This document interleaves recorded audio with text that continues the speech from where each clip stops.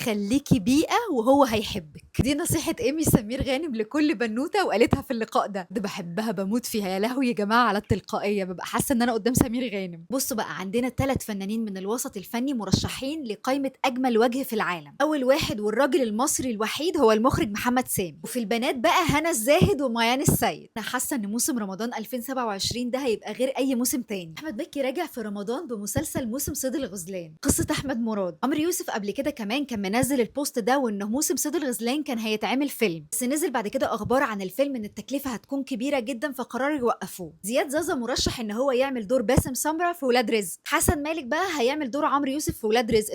طب والعينين هنعمل فيها ايه؟ يوسف رأفت بقى المفروض يكون معاهم في ولاد رزق بس اعتذر، لانه والله كان هيبقى حلو قوي في دور الشايب بتاع آسر ياسين مع الحلولي. اتصدم. عارفين ده جلال الزكي اللي هو بتاع مسلسل الأسطورة، وده ياسر جلال. انا افتكرته ياسر جلال بس حلق شنب، اللي هو ده زي بقى شبه ياسر جلال كده بس من غير شنب.